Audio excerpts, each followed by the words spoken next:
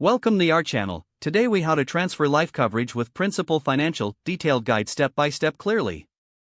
To begin the process of transferring life coverage with Principal Financial, ensure you have your policy documents accessible. Contact Principal Financial's customer service to inquire about the specific requirements for your policy transfer.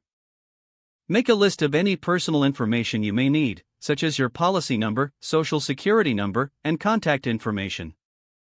Once connected, explain to the representative that you wish to transfer your life coverage. Request information on the required forms and documents to initiate the transfer.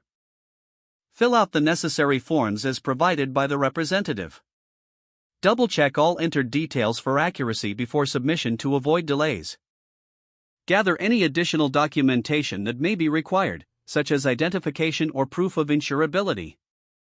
Submit the completed forms and documents according to the instructions given by the representative. Keep a record of your submission date and any confirmation numbers you receive. Wait for confirmation from Principal Financial regarding the acceptance of your transfer request.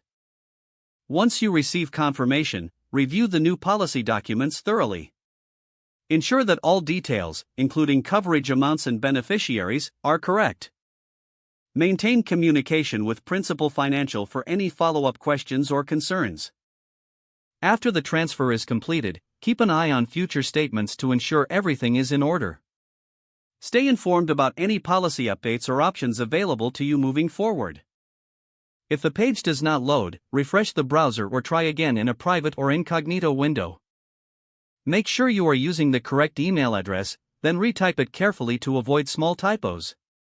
If your password is not accepted, use the reset option and create a new strong password you can remember. Check your spam folder for verification or security emails, then complete any requested confirmation steps. Enable two-factor authentication if available to improve account security and reduce unauthorized access risk.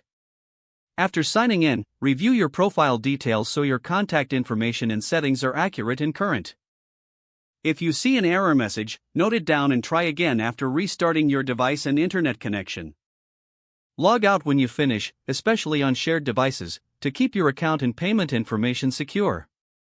If the page does not load, refresh the browser or try again in a private or incognito window.